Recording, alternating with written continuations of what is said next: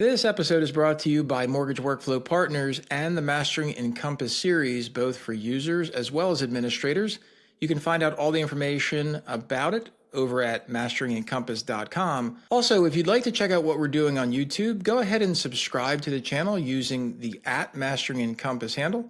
And make sure you stay up to date on all the information, not just with podcasts, but also video content that we bring to you as often as possible. Now let's get on to the episode. Hey, welcome everyone. My name is Larry Bailey, Mortgage Workflow Partners, and my voice is gone. Unfortunately, seasonal allergies turned into some type of upper respiratory issue here. So good news is I've got plenty of halls to my left. I've got some water in front of me to my right. And I'm going to try and speak softly. So thumbs up. You guys hearing me okay? Does my voice sound acceptable, adequate? Let me know if that's coming through okay. You can always use, thanks Heather, you can always use chat feature here in Teams to communicate. You can also use the Q&A if you have any questions. Today's topic's all about getting ready for closing. So we're going to cover the timeline of initial closing disclosure. We're going to talk about prepping for closing documents. We're going to talk about Encompass Web for closers. We're going to talk about Encompass Web for prepping that closing package. Obviously, a ton of people are on desktop, so for those folks, you'll be included in the conversation as well. Last but not least, we're going to talk a lot about schedulers, notification templates, workflow tasks. So if a couple things before we get going here as people are rolling in. First of all, thanks very much for coming. For those that are rolling in, my voice is as good as it's going to get for today. I'm going to try and probably speak a little bit softer and slower to try and keep my voice going here, but the material's hot. It's good stuff.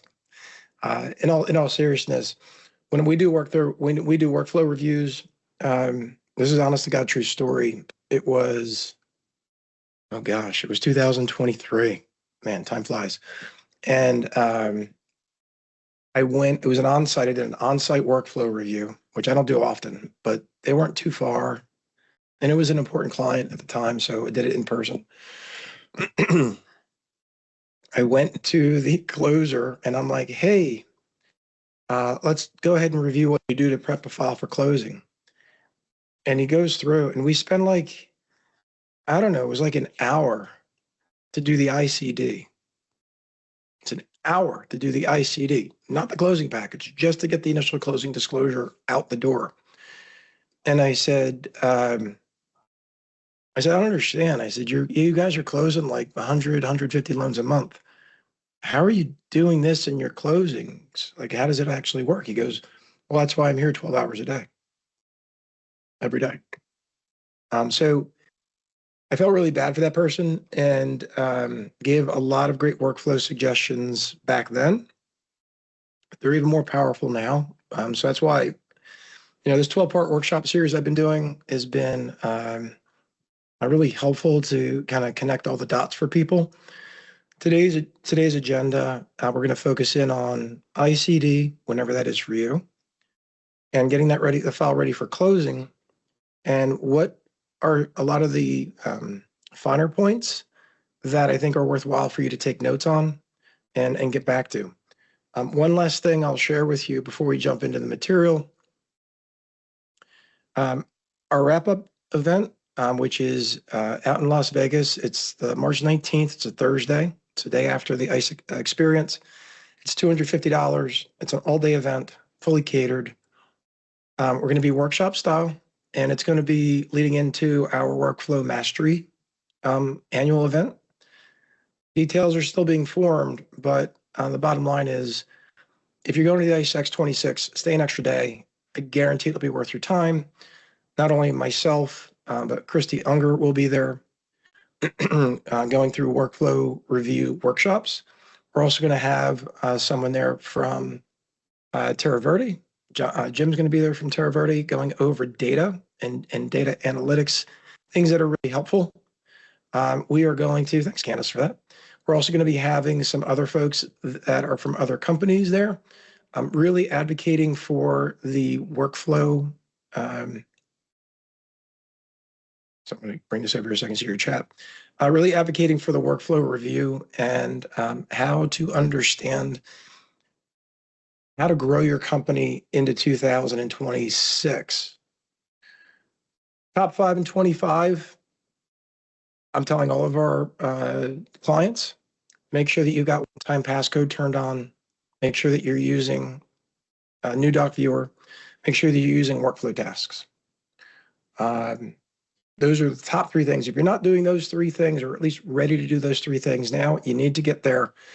Because if you don't do those, then you can't get ready for enhanced conditions.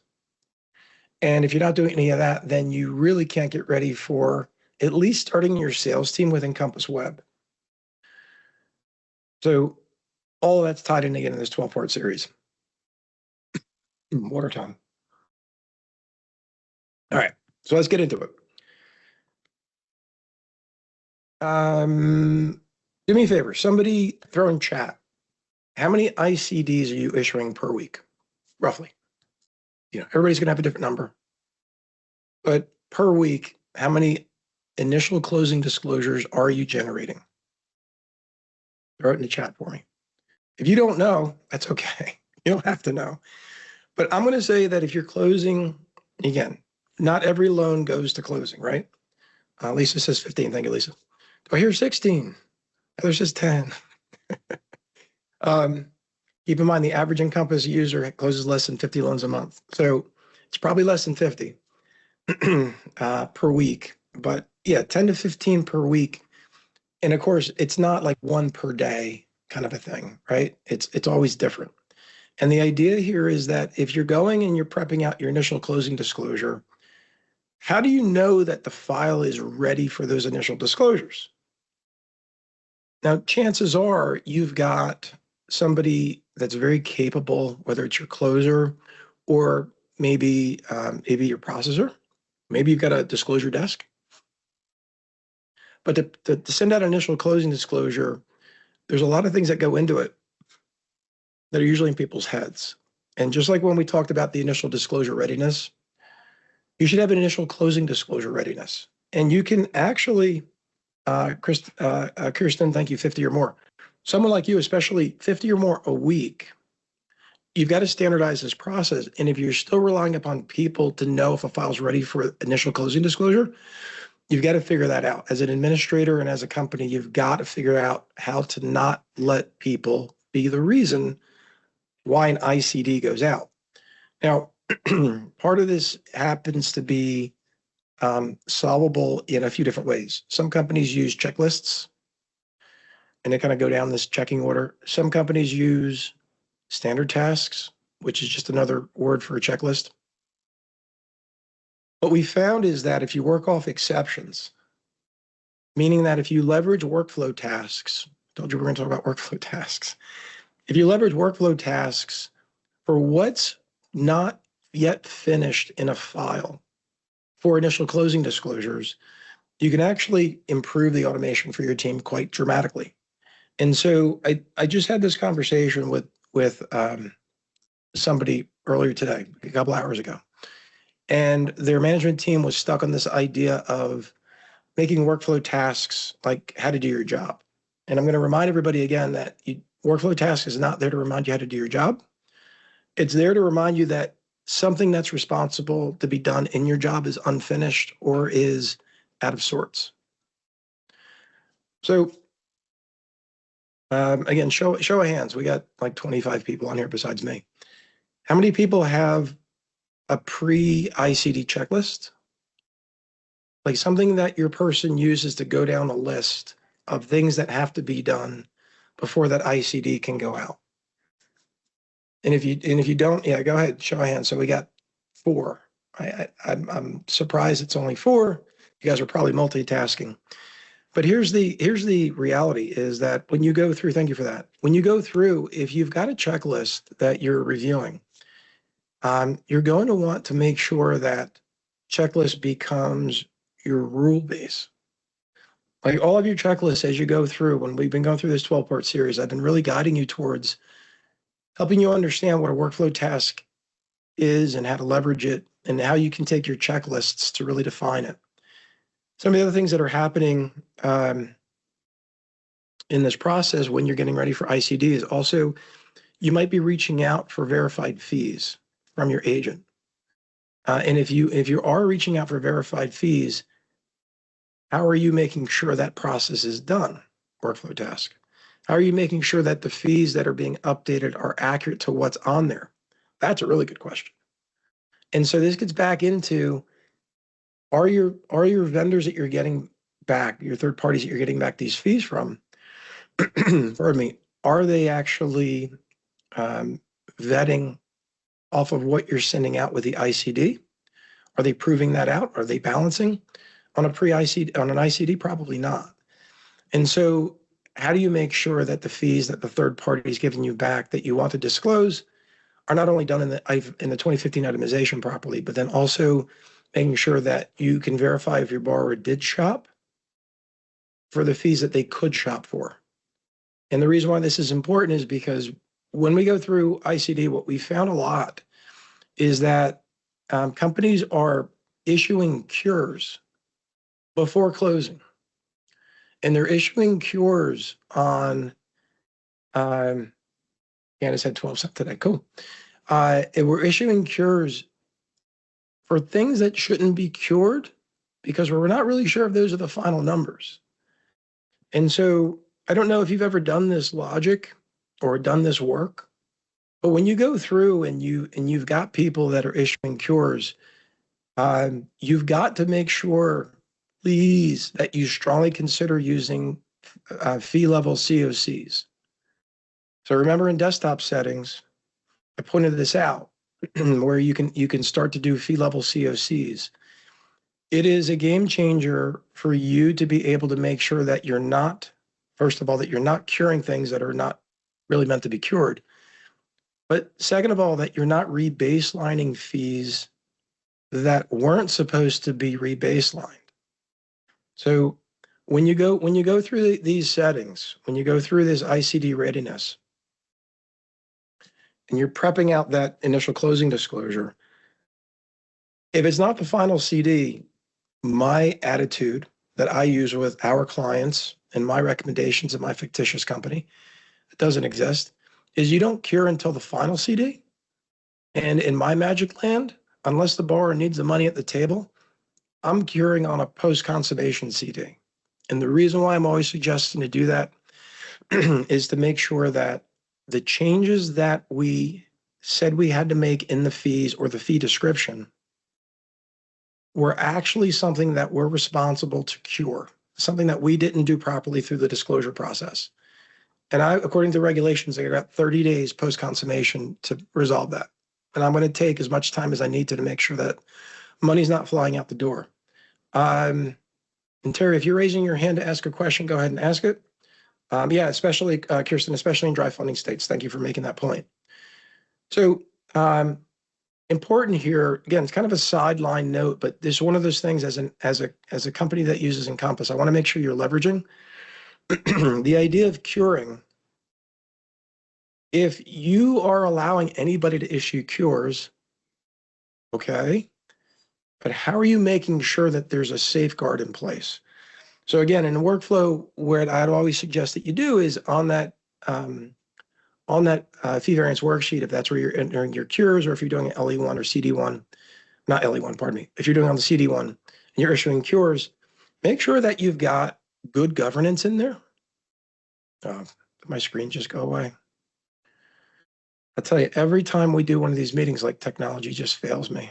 Hang on, guys. Let me see if I can't get camera going back on. There we go. Okay. Are we all okay? Thumbs up. Am I back on camera? Audio's okay. Everything looks all right. So if we go through, sorry about that. So if we go through and we're documenting, we're issuing cures, please make sure that either you're restricting the field level access for those cures to be certain dollars amount based upon the persona, or at the very least, make sure you're using notification templates to notify specific people if the cure exceeds a certain dollar amount in that file.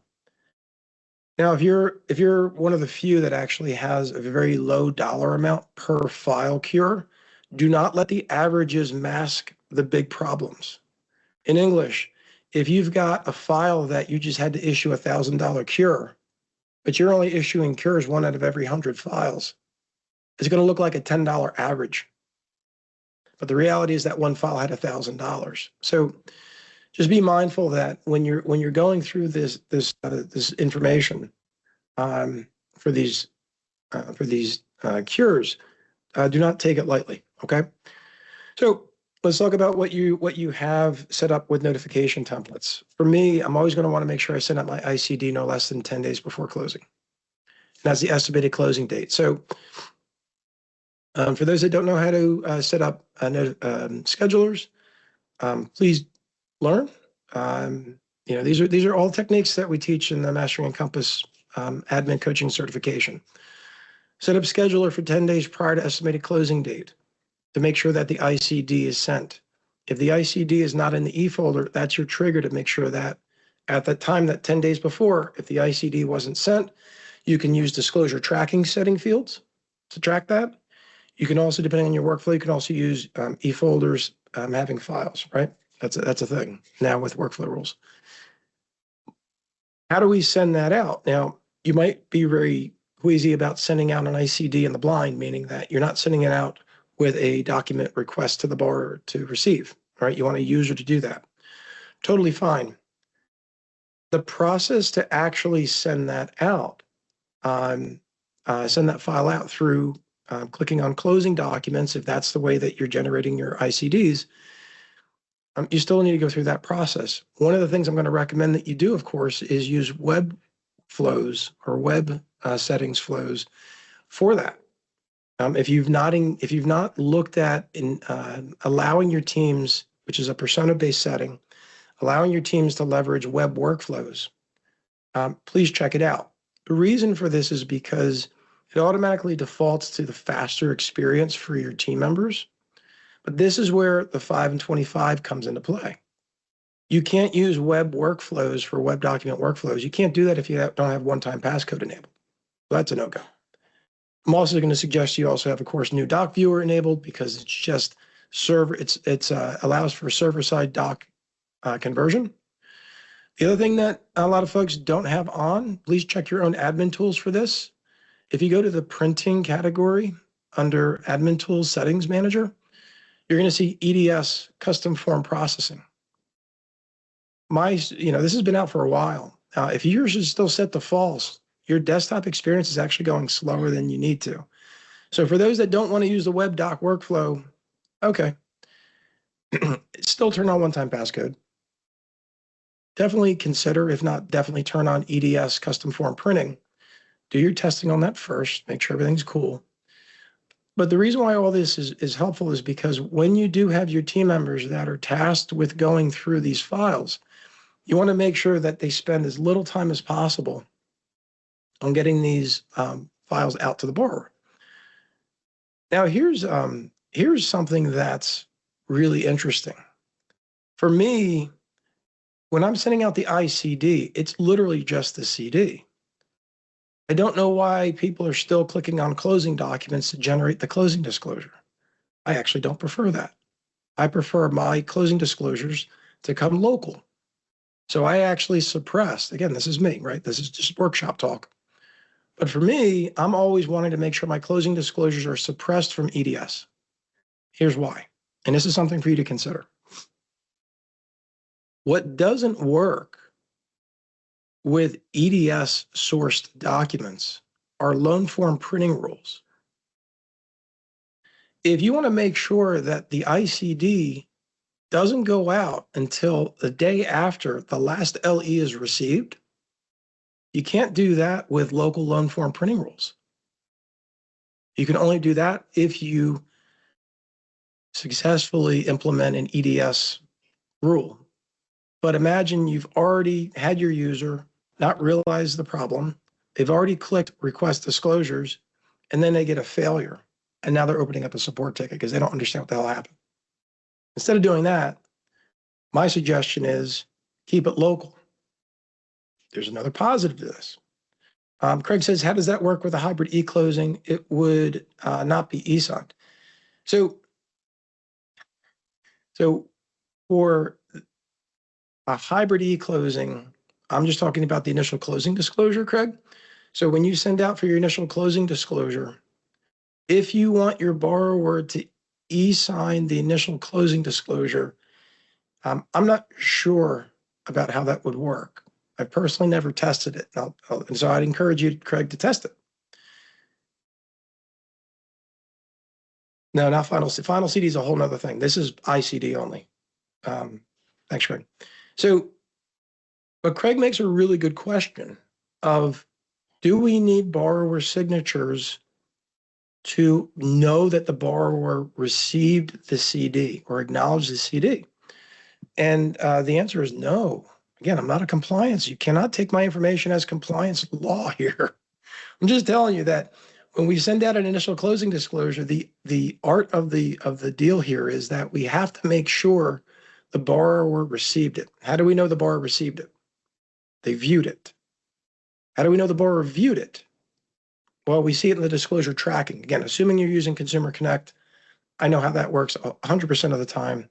If you're using another mechanism to deliver that and have the borrower interact with it, whether it's any one of the other companies, you've got to trust that their technology is updating your disclosure tracking settings.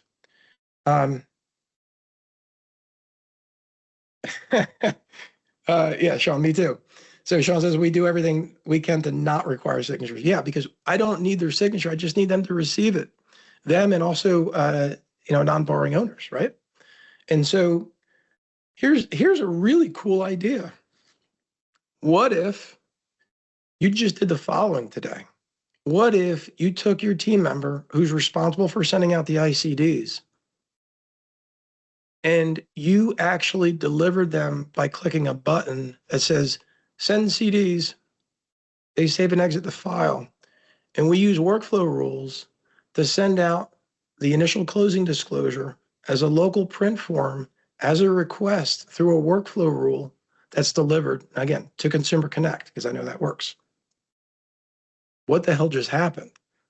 Well, what we did was, instead of the user having to go through and, meaning your team member, had to go through and actually click generate, click send, go through all those screens that take at least 3 minutes, give or take.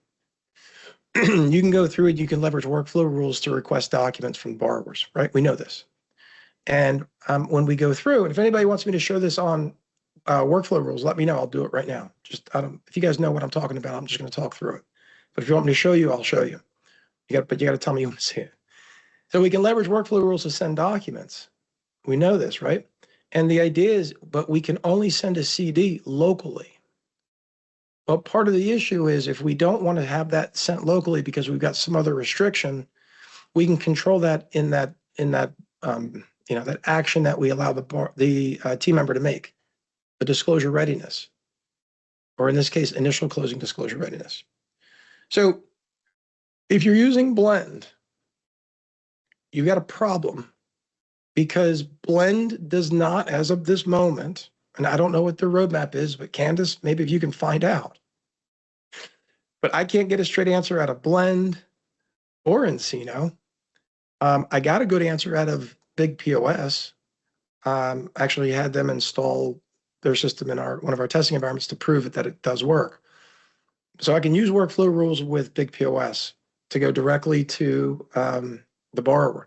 Can't do it with Encino or can't do it with Blend, and I have a huge problem with this because I can't deliver full workflow efficiency to my clients in my own company. That doesn't exist. So here's where I'm leading you, gang. The idea is if you're the kind of company that does want the borrower to acknowledge, right? You can do a couple of things on this. Number one, you can create an acknowledgement form. And on that acknowledgement form, you put a little initial e-signature initial sticker or e-sign sticker, whatever you want, and request that from the borrower at the same time you send out the ICD. You can do this same methodology with appraisal too, right? Acknowledge. You can use the same thing for appraisals. My point is that when you go through, you don't need to automate the whole thing. You just need to first step is automate the delivery. Once you know you got the delivery down, then work backwards into actually understanding why can't we automate this? What pieces are we missing? And you figure out what part's manual. And then once you figure out what part's manual, then you can figure out, well, how do we know when the person needs, our team member needs to go review that manual process? And if we can figure that part out, now you can deliver workflow rules between a task of prep ICD and conditional subtasks that bring them exactly to the spot, if you're using Encompass Web, exactly to the spot on the input form for the field that they want. We're doing this right now. We've created a dynamic custom input form for web that dynamically adds fields or removes fields based upon the requirements. Encompass native, no plugins. It's live right now. This is for initial disclosures and initial closing disclosures. So this idea of how far are we away from the future is it's already behind us. We're already here. The idea is getting this workflow nailed down. So just to kind of review where we are today, the LU was sent out, whenever. It was sent out on I'll use October 10th, whatever. This file is now ready to go to closing on October 31st. Today's 10 days out. Scheduler hits. ICD needs to be sent workflow task hits. Candace, by the way, I've already seen the new integration. And the new integration is you go to the web workflow and there's a drop down, send a blend. But now they're upset that they can't default to send a blend. So now if you want to use that lights out, you got to build an RPA, which I'm actually getting developed now for clients. So yeah, blends got me off topic here. So when we go through, we know the scheduler hit 10 days, the workflow task goes up. Now, if I've already figured out what's missing from the file, what I need to have in the file to be able to send out the ICD, I can also then figure out what I'm missing, which means I can build in exception-based subtasks within that ICD readiness. Now, whether I do that as a subtask or I do it as a custom input form, that's going to be up to what the team decides.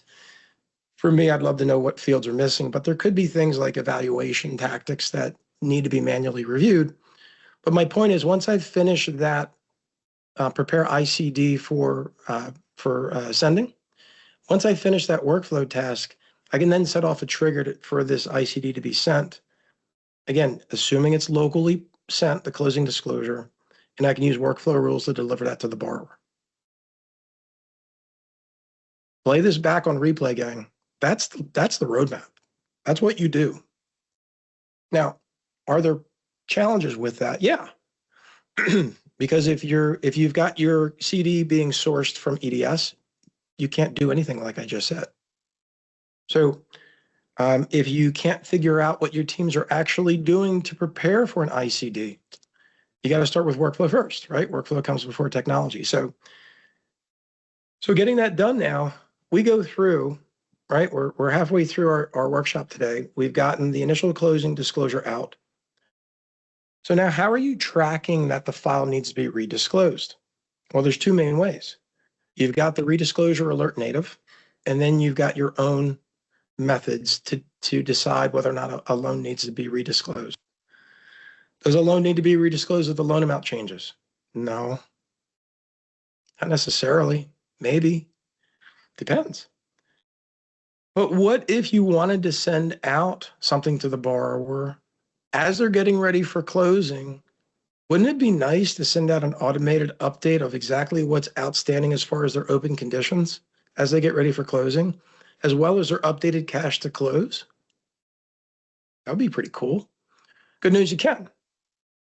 So again, using this methodology, if you want to do like 5 days before closing, hey, it's 5 days before closing, here's what you should expect. You can use your schedulers to send that out. You can use workflow rules. Now, one of the things that is very different, the way my brain works, is how do you communicate with your borrowers? Does anyone have a credit card? Yes, everyone. Does anyone actually get a PDF letter from their credit card company or their bank? No. You don't even get an email. You get a notification that says, hey, log into this secure environment to read the message that we just posted for you. Any questions, let us know. Guys, you're all fiduciary agents for your borrowers. Candace, I'm saying you love that.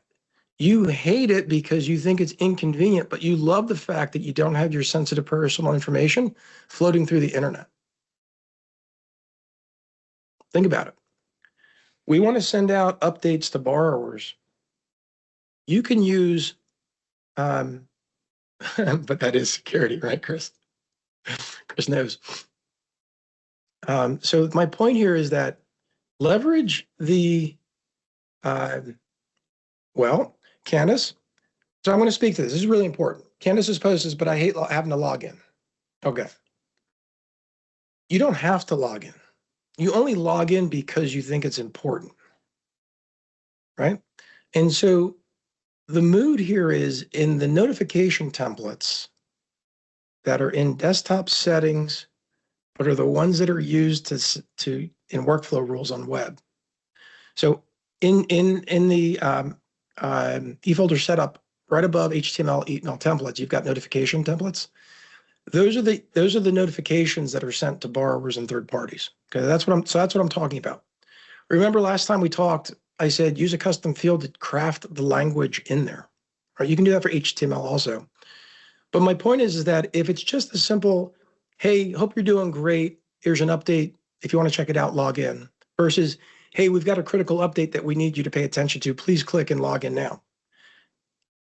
And you've got one-time passcode set up. So that means you click it, you go to your browser, you log in because you've got your stuff saved already. Everybody does.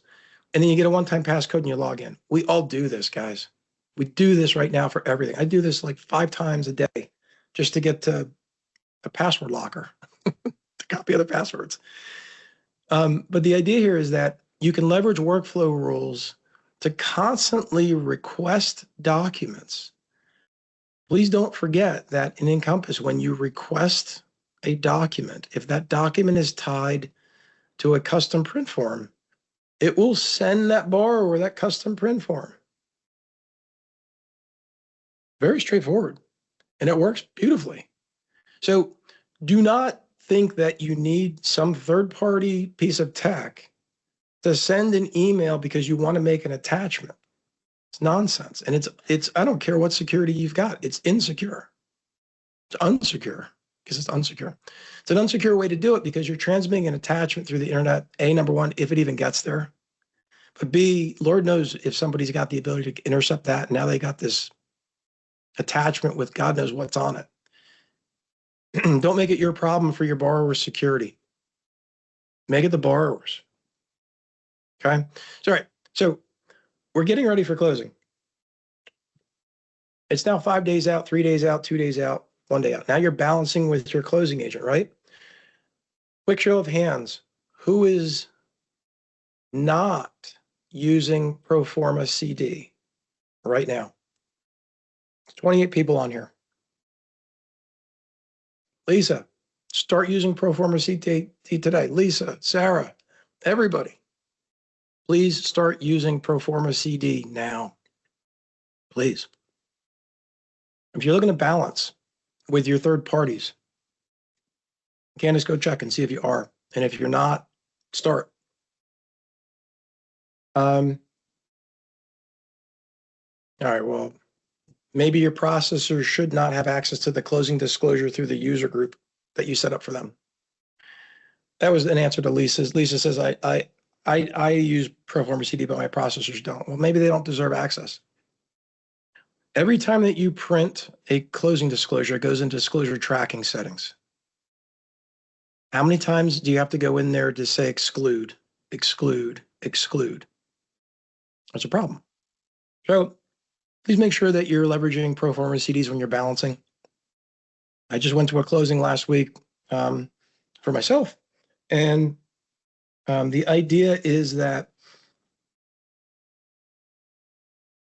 I got a balancing CD to get ready for closing, and I had draft on it. Great. I knew exactly what I was looking at. And I'm like, yeah, this company actually knows what the hell they're doing. So please make sure you're doing the same thing. Heather, let me know if you have a question or if that's a hand up from the answer to the question. So when you're going through and you're balancing, and you've got the pro forma CDs going out, remember, you've got one critical item here, and we all hit this. If we've got the ICD that went out, but now we've got a change circumstance happening, you've got to make sure that everybody remembers that, of course, there's a 3-day rule on a COC. It is very different from a change in a file that is not a COC. Get your policies straight. I've seen companies that send out a brand new closing disclosure, which then re-timelines the file, which causes potential issues with closing on time. So don't get caught in that trap. Use pro forma CDs unless it's an absolute verified COC, and then plan accordingly. This is another reason why if you used fee level COCs, maybe you don't need to issue a COC. Maybe you don't. All right. So when we're getting ready for closing, some of the other things that I've seen that I wanted to bring today is conditions. Right? Getting ready for closing. At this point, we should be conditionally approved. Depending on how you word the things, it might be, prior to docs conditions or prior to closing conditions, whatever it is that you call it. Who's got that number on their pipeline view right now?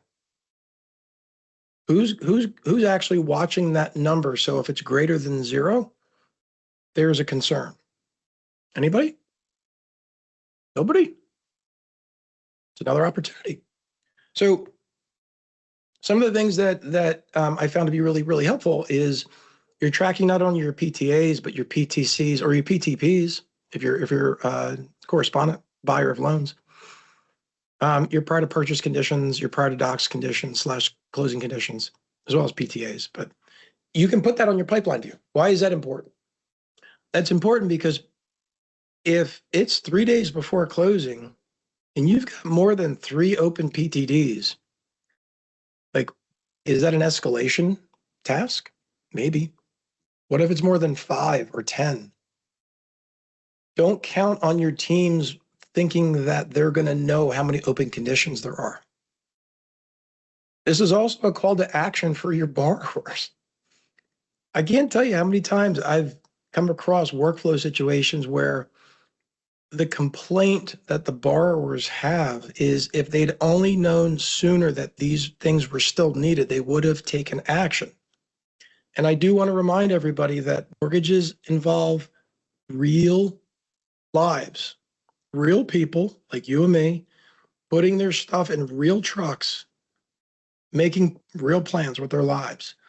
I take this stuff very, very seriously. And so Chris says they use a middleware prioritization tool for this. Okay. Don't know why you need it, but I'm sure there's a good reason. But the idea is when you go through, you already have all this data at your fingertips. So not only do I want you to prioritize internally, but you also have to prioritize with borrowers.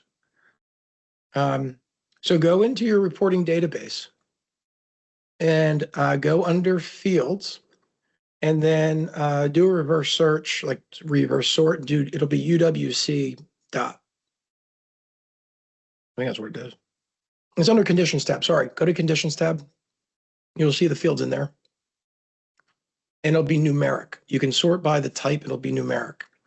So check that out, add it to reporting database, play with it. Make sure when you add it to reporting database that you change the description. So on the pipeline views, it doesn't look really crazy. Let me know if you have any problems, Stacy, or anybody else. So the idea here is we're prioritizing this closing, and communication is everything. Like, again, you knowing what's happening in your little desk is great. How do you make sure everybody else knows the same thing or maybe more? Borrowers have to coordinate. Your closer needs to coordinate. Your funder, depending on what's going on there, needs to coordinate. Title company needs to coordinate. real estate agents, like you got a whole party, right? It's a whole, I don't know if you guys have ever seen that picture. It's kind of like a funny picture where on the top, it's two canoes, right? And so the top canoe, you've got 6 people rowing different directions. And the bottom one, everybody's rowing the same direction. And it's like, mortgage closing. It's kind of a funny stab at mortgage, but it's very true. And so what I'm trying to tell you here is, as you're getting ready, you have ample opportunity to make sure that everybody's aware of the current status of very specific things in the file that have to be done. And if they're not done, that's why you can use workflow tasks to make sure everybody's aware of the exceptions in the file. Yes, it's called task-based workflows. I take it to the next level, and it's exception-based, task-based workflows. I don't need to know how to do my job. I just need to know, out of the stuff that I have to do for my job, what is wrong, what's unfinished, or out of alignment. And so if anybody's got a workflow where the closer does, oh, thank you, Candace. You are so sweet. It's right there in the chat. And so, yeah, the field ID, those are, COND. I thought it started with UWC. I don't know. Double check that. It might be just cut off maybe on the field ID on the image. But yeah, check. Standard conditions UWC. Oh, those are enhanced conditions. Thank you. I remember. So when we're going through and we're getting ready for this, we've organized everybody. We're making sure everybody's well notified. We're counting the conditions. The next thing is to make sure that, as we're getting ready for the closing package, which we're going to talk about on our next workshop, that everybody's fully in line with what's open. As I said redundantly now, communication's everything. And I see time and time again where complaints come from. So the best way you can deal with that is making sure that everybody's aware of what's not yet done in the file. You can use email if you want. I'm going to tell you use workflow tasks. And so if you're the kind of company that has a workflow where your closer preps the file for closing, right? I don't know who does that, but if you're the kind of company that has that in your workflow, how does the closer make sure that nothing changed in the file since the last time they looked at it? If you don't have a closing comparison form, build it, first of all. But if you don't have that, they're going back through all of their stuff to make sure nothing has changed since the last time they were in there. Why? They're doing it because they care about the package, because they know once they send that package out, there's no pulling it back, at least not under normal circumstances. So this includes 4 situations of the loan program changed, obviously, loan amount change, which could change the wire. Kirsten says that they lock down critical data so it does not need to be re-reviewed. I think that's smart. And one of the things I would add on to that, because sometimes data does have to be changed, you've got to build this comparison form, just like I talked about with underwriting, just like I've talked about with secondary. The last out of that trifecta is a closing comparison. So that if at any time there's changes to what the closer last saw and approved in their spot, that they get a workflow task or an alert or an email or something on the pipeline view or something in the loan file that says changes have been made. They know to go to that input form. They know what changed since the last time they saw it. And so Sean says, Sean's asking you a question, Kirsten, if you want to answer that. So the idea is, when you are working as a closer and you're getting this file ready for closing, the last thing you want to worry about is having to re-review everything that's already been in there. So this includes 4 documents. Sometimes companies will do documents. They'll actually protect documents, the closer documents, so nobody can fool with them. Sometimes closers are required to collect conditions and satisfy conditions. Remember that when you move to enhanced conditions, you have condition types And that's the way you're going to control how your closers manage those conditions. Your underwriter just can't change it on a whim, on a one-off. So it looks like Kristen answered. Thank you very much, Kristen. Here's how I want to kind of wrap this up.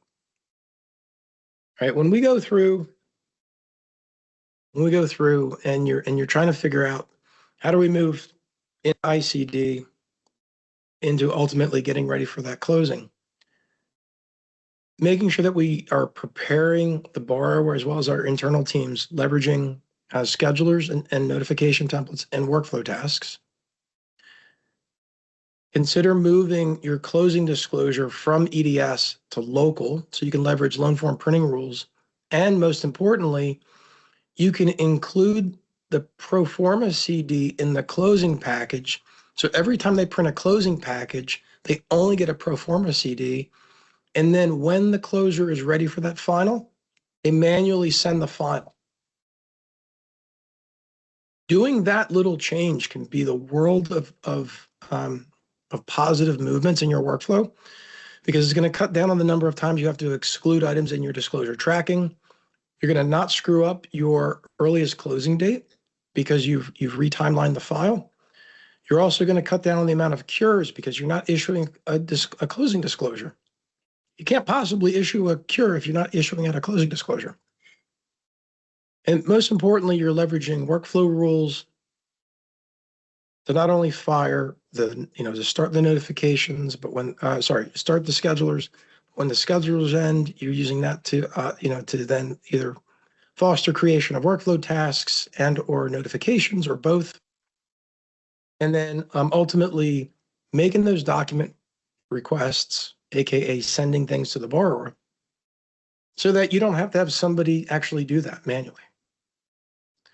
On top of all this, of course, you've got this layered approach of, is the file ready for that initial disclosure, a closing disclosure? And again, you can use a desktop form for this. You can use a web form for this. You can use workflow tasks with subtasks for this. Lots of opportunities to make that happen. And none of this, by the way, requires new training. None of it.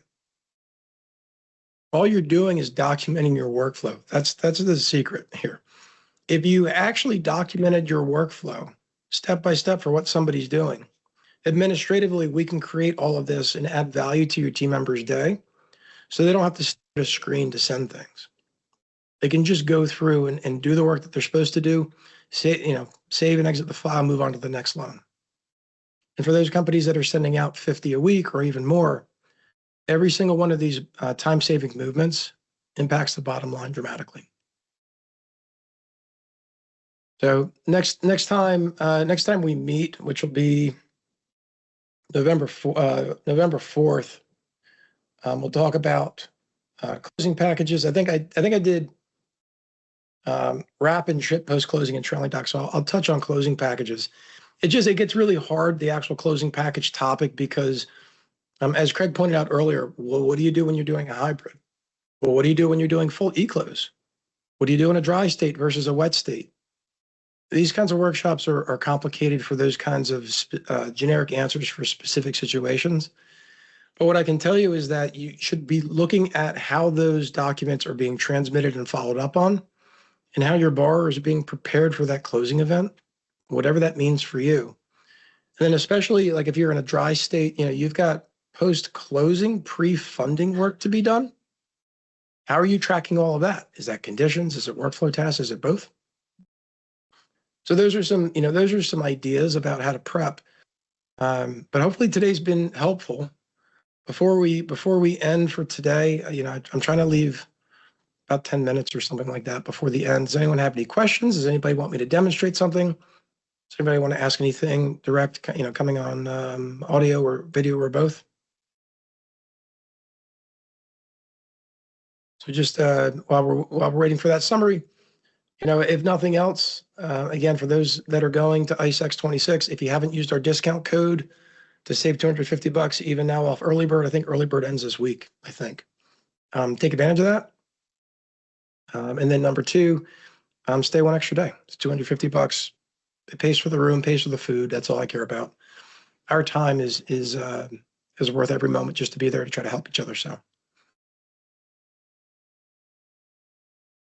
don't see any questions. I don't see any Q&A. Looks like everybody's going to go try to do this today, which I totally advocate for. You guys make it a great rest of your day. Thanks for coming. We'll see you for now.